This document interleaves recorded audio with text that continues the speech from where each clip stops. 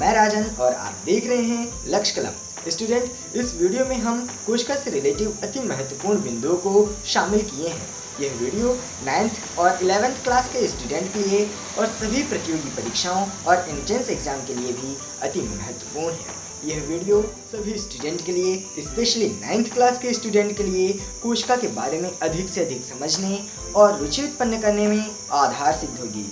तो बच्चों, पूरे ध्यान से वीडियो को अंत तक जरूर देखें। वीडियो अत्यंत रोचक है।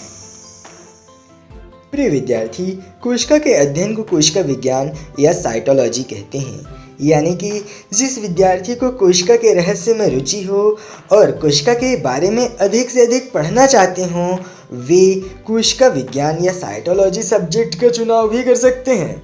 सर्वप्रथम कोशिका शब्द का प्रयोग एवं कोशिका की खोज सन 1665 में रॉबर्ट हुक ने किया, लेकिन उनके द्वारा खोजी गई कोशिका मृत थी, यानी कि मरी हुई थी। तो वहीं सर्वप्रथम जीवित कोशिका की खोज डच के वैज्ञानिक एंटोन वॉन ल्यूवेनहोक ने सन 1674 में किया। उनके द्वारा खोजी गई जीवित कोशिका हाइड्रा थी। सर्वप्रथम कोशिका सिद्धांत सन 1839 में जर्मनी के प्रसिद्ध वनस्पति वैज्ञानिक मैथियस स्लीडन और इंग्लैंड के जंतु वैज्ञानिक थियोडोर शॉन ने मिलकर प्रतिपादित किया, लेकिन उनका सिद्धांत यह बताने में असफल रहा कि नई कोशिकाओं का निर्माण किस प्रकार होता है। तो सर्वप्रथम रुडोल्फ विर्चोव ने बताया कि नई कोशिकाओं का निर्माण पूर्व स्थित कोशिकाओं के विभाजन से होता है। रुडोल्फ विर्चोव के इसी सिद्धांत को ओमनी सेलुल ई सेलुला नाम से भी जाना जाता है। अंततः कोशिका सिद्धांत के दो प्रमुख बिंदु हैं। पहला, सभी सजीव कोशिका व कोशिका के उत्पादित पदार्थों से बने होते हैं। दूसरा, नवीन कोशिकाओं का निर्माण पूर्व स्थित कोशिकाओं से होता है। यदि आपने अभी तक कोशिका सिद्धांत नहीं समझा है तो हम पहले भी कोशिका सिद्धांत की वीडियो बना चुके हैं, जिसकी लिंक वीडियो के डिस्क्रिप्शन बॉक्स में दे दी गई है। बच्चों, अभी तक ज्ञात विश्व की सबसे छोटी कोशिका माइकोप्लाज्मा है और सबसे बड़ी कोशिका शुतुरमुर्ग के अंडे की कोशिका है और सबसे लंबी कोशिका तंत्रिका तंत्र की कोशिका है। क्या बच्चों, आप जानते हैं जीव द्रव्य क्या है? कोशिका में प्लाज्मा झिल्ली या प्लाज्मा मेम्ब्रेन से घिरा हुआ एक तरल गाढ़ा रंगहीन और वजन युक्त पदार्थ ही जीव द्रव्य है। जीव की सारी जैविक क्रियाएं इसी जीव द्रव्य में संपन्न होती हैं, इसलिए जीव द्रव्य को जीवन का भौतिक आधार भी कहते हैं। कोशिका के सभी कोशिकांग इसी जीव द्रव्य में तैरती रहते हैं और इसी जीव द्रव्य का नामकरण सन 1839 में जे.ई. पुरकिंजे ने किया। जीव द्रव्य को अंग्रेजी में प्रोटोप्लाज्म कहते हैं। बच्चों, आप जानते हैं जीव द्रव्य का लगभग 80% भाग जल होता है, इसीलिए जल ही जीवन है। कोशिका के भीतर जीव द्रव्य दो भागों में बटा होता है।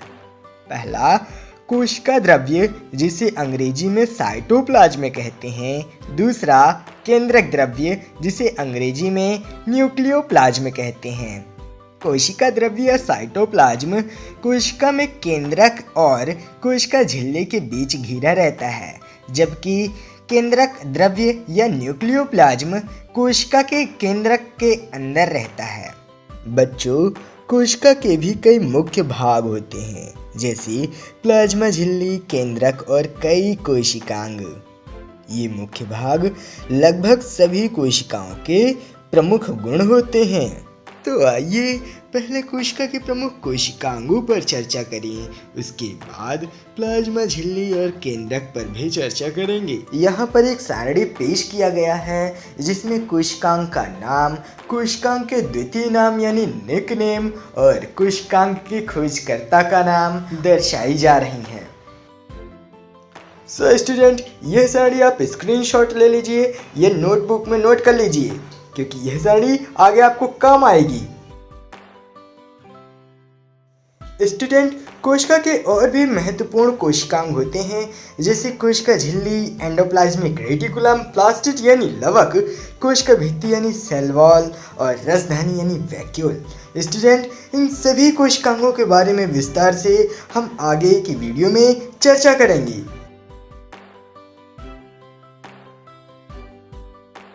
स्टूडेंट, कुछ कोशिकाओं में केंद्रक की संरचना स्पष्ट होती है तो कुछ में अस्पष्ट, यानी कि स्पष्ट केंद्रक में केंद्रक की झिल्ली होती है जिसके भीतर सारा केंद्रक द्रव्य या न्यूक्लियोप्लाज्म भरा होता है, जबकि अस्पष्ट केंद्रक में केंद्रक की झिल्ली नहीं होती जिससे केंद्रक का केंद्रक द्रव्य या न्यूक्लियोप्लाज्म कोशिका के साइटोप्लाज्म यानी कि कोशिका द्रव्य में बिखरा पड़ा होता है। और जब यही अस्पष्ट केंद्रक किसी कोशिका में पाया जाता है तो वह कोशिका प्रोकैरियोटिक होती है, और जब स्पष्ट केंद्रक किसी कोशिका में पाया जाता है तो वह कोशिका यूकैरियोटिक होती है, यानी कि अस्पष्ट केंद्रक वाली कोशिका प्रोकैरियोटिक कहलाएगी और स्पष्ट केंद्रक वाली कोशिका यूकैरियोटिक कहलाएगी।